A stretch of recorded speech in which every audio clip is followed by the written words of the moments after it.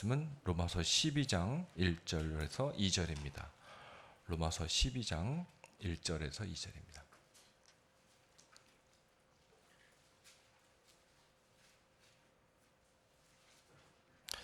로마서 12장 1절에서 2절을 함께 읽습니다. 그러므로 형제들아 내가 하나님의 모든 자비하심으로 너희를 권하노니 너희 몸을 하나같이 하시는 거룩한 산 제물로 드리라. 이는 너희가 드릴 영적 예배니라. 너희는 이 세대를 본받지 말고 오직 마음을 새롭게 함으로 변화를 받아 하나님의 선하시고 기뻐하시고 온전하신 뜻이 무엇인지를 분별하도록 하라. 아멘. 오늘은 우리 구세군 천안교회의 담임사관이신 박한서 사관님께서 말씀 전해주십니다. 사관님께서는 구세군 사역 28년차 속에서 다양한 지역에서 다양한 사역을 하셨고 현재는 천안시 기독교연합회 공동회장과 지역을 섬기는 일을 하고 계십니다. 오늘 마음을 새롭게 라는 제목으로 말씀 전해주십니다. 사관님 나오실 때 박수로 인사하겠습니다.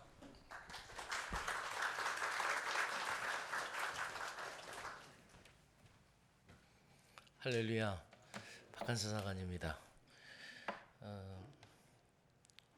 구세군에 여러 슬로건이 많이 있습니다. 근데 가장 많이 전 세계적으로 사용하고 있는 것이 마음은 하나님께, 손길은 이웃에게입니다. 그래서 그 마음에 대해서 굉장히 비중 있게 생각을 하고 있고, 이 마음이 하나님께 온전히 합하여져야 이웃에게 갈 수 있는 손길이 아름답고 또 구원의 생명 역사를 이어간다라고 합니다.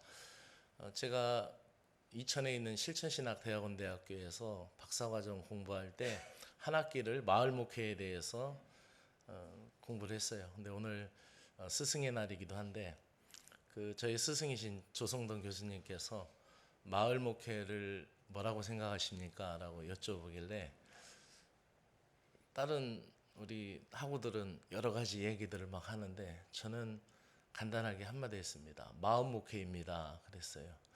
마을 목회는 마음을 주지 않으면은 그 마을 공동체에서 일을 할 수가 없다, 이런 얘기를 했죠. 여러분들도 마음이 다 있죠. 저도 마음이 있고, 마음을 생물학적으로 표현한다면, 생물학적인 관점에서 이야기한다면은 머리에 있다고도 얘기합니다. 왜냐면은 대부분 그 생각하는 대뇌 피질과 두뇌, 그리고 감정, 생각, 의지, 전두엽에 관련된 그런 부분이기 때문에 생물학적으로는 머리에 있다, 두뇌에 있다, 이렇게도 얘기할 수가 있겠죠. 일상적으로 심리학적으로 얘기한다면은 마음을 하트라고 얘기할 수 있겠죠. 가슴. 특히 사랑할 때는 마음이 뜨끈하다, 마음이 따뜻하다, 마음이 힘들다 할 때 우리 일상적으로 심리학적으로 마음을 가슴이다라고 생각할 수가 있겠죠. 또 철학자들은 그 마음에 대해서 영혼과 이성의 개념으로 접근하고 되어 있습니다. 그래서 오늘날 철학에서도 역시 정신과 뇌의 관계를 이야기하기도 합니다. 성경에서는 마음은 히브리어로 내부이고 히브리어로는 카르디아입니다. 생각과 의지와 판단과 영혼의 중심, 전인격적인 부분을 이야기합니다. 그래서 이 마음에 대해서 굉장히 귀중하게 성경에서 다루는데, 무릇 지킬 만한 것보다 마음을 지켜라, 생명의 근원 이에서 남이라라고 잠언에서 우리에게 가르쳐주고 있죠. 그래서 이 마음은 더 중요하게 성경에서 성경적인 관점으로 다루고 있는 것 같아요. 우리가 예덴 동산에서 죄의 문제를 언급할 때도 하나님께서 이 동산에 있는 모든 실과는 내 임의로 먹어도 된다, 그러나 이 동산의 중앙에 있는 이 선악과만을 먹지 말라라고 할 때 거기서 그 임의로라는 단어가 우리가 가지고 있는 쉬운 성경이나 우리말 성경에는 내 마음대로 먹되 이렇게 표현되어 있어요. 원어적으로도 마음으로도 더 가깝습니다. 그러니까 임의로 먹어도 된다, 내 마음대로 먹어도 된다. 근데 이거 하나만큼은 나를 존중하고 나를 경배하고 나와 함께 약속을 하자라고 하나님께서 선악과를 말씀하실 때 그렇게 했던 거죠. 자, 결론적으로 이 마음의 위치는 관점에 따라 다 다를 수가 있습니다. 생물학적으로는 뇌의 전두엽일 수가 있겠고, 또 일상 심리학적으로는 가슴, 심장, 이런 은유적인 표현으로 될 수가 있겠고, 또 인문학적으로는 정신으로, 이성으로 볼 수도 있겠죠. 성서에서는 신학적으로 우리 영혼과 인격과 내면이라고 할 수가 있겠습니다. 근데 마음을 우리가 단순히 육체적인 기관의 위치로 한정짓기보다는 우리의 정체성이고 영성이고 감성이고 지성이다. 통합적인 인간의 존재라고 말할 수도 있을 것 같습니다. 마음을 새롭게 하라는 오늘 본문의 말씀에 보면은 산재물이다라는 단어하고 영적인 예배다라는 그런 단어가 있습니다. 결국 그것은 하나님 앞에 예배드리는 상황을 표현하고 있습니다. 그래서 그 예배를 드리는 공간이 예배당이기도 하고, 또 이곳도 채플실이 예배당이 될 수가 있겠죠. 예배의 모임의 장소. 구약 성경에서는 성전일 수 있겠죠. 근데 그곳이 바로 하나님과 인간의 마음이 만나는 곳이었습니다.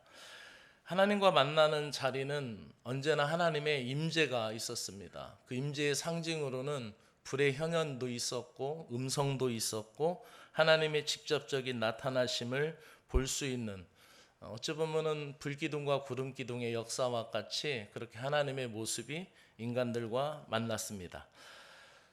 하나님과 만나는 장소를 성경적으로 볼 때 처음에는 돌제단에서 만났겠죠. 아담과 하와 이후로 계속 시행된 아브라함, 이삭, 야곱 계속 이어지는 그 세대들에게는 돌제단에서 제물을 바치면서 하나님을 만나는 것을 시도하였습니다.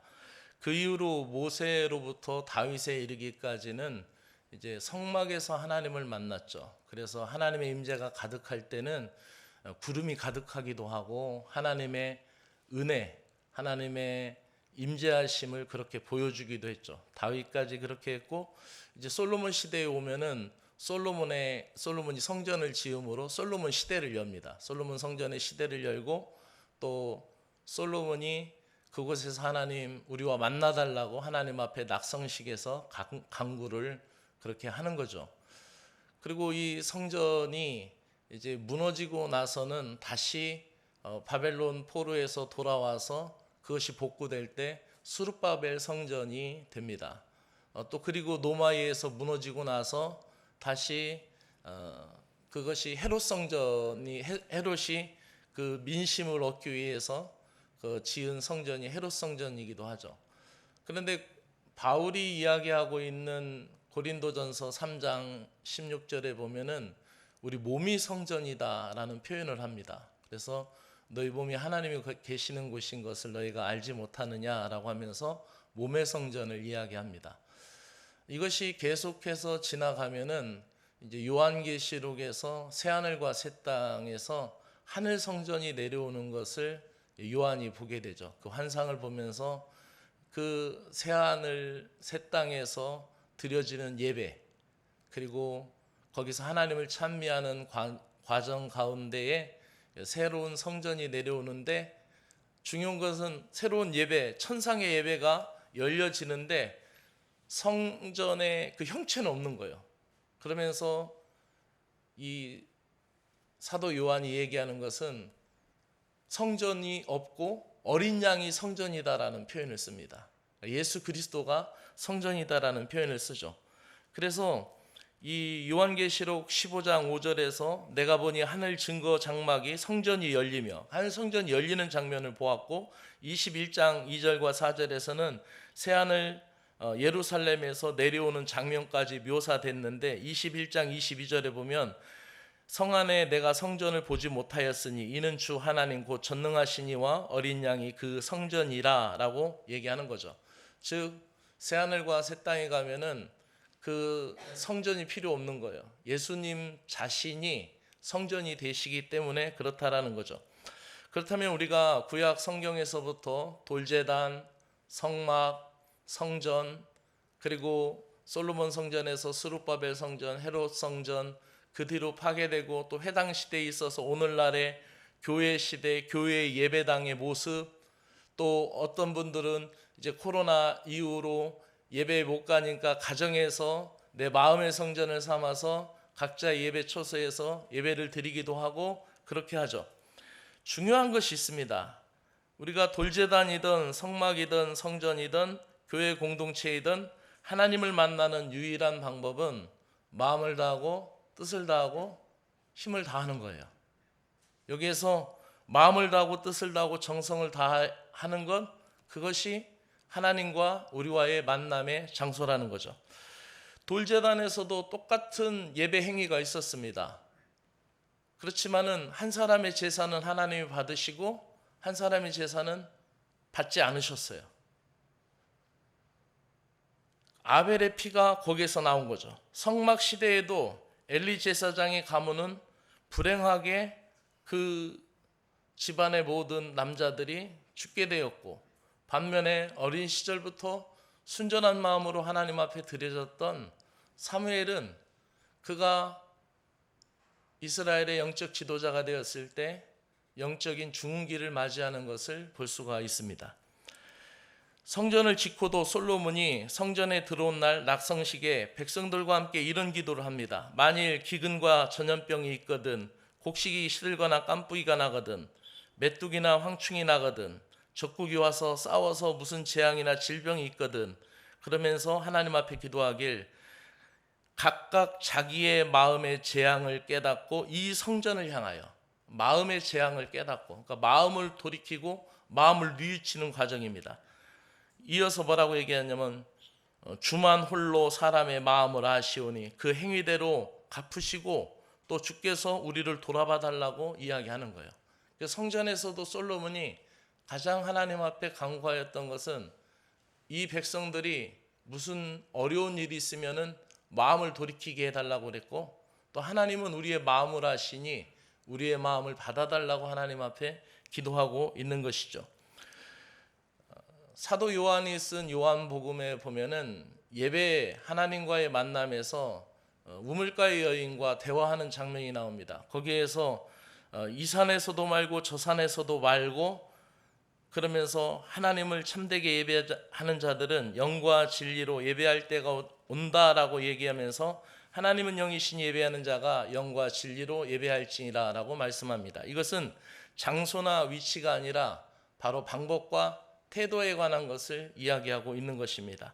이어서 오늘 우리가 읽은 바울은 하나님과의 만남에서 마음을 새롭게 하라는 것을 얘기합니다. 이것이 영적인 예배라는 건데 여기서 중요한 단어가 또 하나 나옵니다.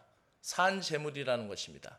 구약 성경에서 제물은 모두가 다 죽여서 드렸습니다. 그리고 살아 움직이면은 제물로서 합당하지 않았습니다. 생각해 보십시오. 번제단을 뿌려서 그 위에다가 제물을 놨는데 이것이 살아서 바둥바둥 하면은 제사장이 돌을 끌어내려서 쳐서 완전히 죽여서 올려놨겠죠. 그런데 오늘 본문에서는 산제사를 드리라, 하나님이 기뻐하시는 거룩한 산제물 드리라, 이것이 너희의 드릴 영적 예배라라는 것을 이야기합니다. 이 영적 예배라는 것, 그것은 거룩한 제물로서 합당한 예물이었습니다. 이게 조금 맞지 않는 거죠. 제물인데 살아있다라는 거예요. 그럼 여기서 이 산제물은 무엇을 얘기합니까? 예수 그리스도가 죽으심입니다. 그리고 우리가 예수님과 함께 죽고 예수님과 함께 살아있는 예배를 드리라는 것이죠. 예수님이 십자가에서 죽으신 것과 같이 우리의 자아, 우리의 욕망, 우리의 연약함이 다 죽고 예수 그리스도와 함께 다시 살아나는 것을 말씀하는 것입니다. 그러므로 마음을 새롭게 하라는 것은 우리의 생각과 인식, 가치관이 예수 그리스도와 함께 하나님의 뜻에 맞춰져 있는 삶을 이야기하는 것이죠. 이 변화의 목적은 하나님이 기뻐하심입니다. 우리가 교회에서나 또 여러분의 사역의 현장에서 나의 기쁨이 아니라 하나님의 기쁨이 되는 것, 그것이 거룩한 산 제물이 되는 그러한 삶이 되는 것이죠. 그러므로 이 변화의 목적에 맞춰 변화된 자만이 하나님의 뜻을 분별할 수 있고 그의 선하심과 기뻐하심을 알 수 있고 온전한 예배자가 될 수 있는 것입니다. 그러므로 영적 예배라는 것은 마음의 변화를 통하여 하나님의 뜻과 일치되는 것입니다. 저는 오늘 말씀을 마치면서 여러분의 오늘 하루의 삶이 어제와 똑같은 삶이 아니라 오늘도 예수님과 함께 새로워질 수 있는 믿음의 사람들이 되기를 축복합니다. 그 마음이 새로워질 때에 그곳이 돌제단 같은 곳이든 광야와 같이 척박한 주의 은혜가 없이는 단 하루도 살 수 없는 그 척박한 천막 텐트 예배당이라 할지라도 또 여러분이 있는 자리가 누리고 있는 자리가 순간에 솔로몬의 성전과 같이 금빛 찬란한 아름다운 성전에 있을지라도 예수님과 마음이 맞춰져야 그 교만을 버리고 겸손의 자리로서 예수님을 나타낼 수 있는 그리스도의 향기가 된다라는 사실을 기억하시기 바랍니다. 그것이 바로 마음을 새롭게 하는 것입니다. 높은 마음은 낮추고 낮아진 마음은 높아서 하나님의 일을 감당하고 수행할 수 있는 것, 이것이 우리가 주님 오시는 날까지 사명을 감당해야 할 우리의 모습이고 이 시대에 우리의 마음이 이 세상을 따라가지 않을 수 있는 신자의 마음이라는 사실을 기억하시기를 바랍니다. 말씀을 마치면서 우리 모두가 우리의 마음의 성전이 회복될 때에 예배가 살아나고 예배가 회복될 때 우리의 인생도 여러분이 관여하고 있는 모든 일도 삶의 자리도 회복될 줄로 믿습니다. 하나님은 건물 안에 제단 안에 갇혀져 있는 분이 아니라 여러분의 마음이 새로워질 때 예배가 새로워질 때 여러분의 삶 전체가 새로워지고 우리의 삶이 세상에서 빛과 소금의 역할을 감당할 수 있는 신실한 그리스도인이 될 줄로 믿습니다. 기도드리겠습니다. 사랑의 하나님 아버지, 이 시간 우리의 마음을 들고 주님 앞에 나갑니다. 우리의 마음이 온전히 주님 앞에 열려져 있길 원합니다. 성령님 오셔서 우리 마음 깊은 곳을 살피시고 회복케 하여 주시옵소서. 우리의 마음이 세상에 물들어 주의 뜻을 분별하지 못했음을 고백합니다. 육체의 피로와 감정의 상처, 염려와 비교로 우리의 마음이 무뎌지고 혼탁해졌음을 용서하여 주시옵소서. 다시금 우리의 마음을 새롭게 하셔서 묶여있는 마음, 상처받아 굳어있는 마음, 신앙의 열정을 잃고 무기력해진 마음을 주의 말씀과 성령의 은혜로 덮어주셔서 다시 주님과 함께 살아나는 믿음의 심령들이 되게 하여 주시옵소서. 그리하여 이 시대의 아픈 자들의 치유의 통로가 되며 곤고한 자들에게 평안의 말을 전해주며 믿음이 식어진 자들에게 다시 은혜를 끼칠 수 있는 축복의 통로가 되게 하여 주시옵소서. 마음을 다잡고 오늘도 하루의 삶의 현장으로 들어가는 사랑하는 귀한 형제 자매들에게 주의 은혜 넘치게 하여 주시옵소서. 이제는 우리 주 예수 그리스도의 은혜와 하나님 아버지의 크신 사랑과 성령님의 내주하심과 감동 감화하심 교통하심이 마음을 새롭게 하시는 성령의 은혜가 마음의 성전을 회복하고 삶의 자리에서 거룩한 산제물로 살아있는 예배자들이 되기를 원하는 이곳에 모인 모든 무리에게 함께 있을지어다. 아멘.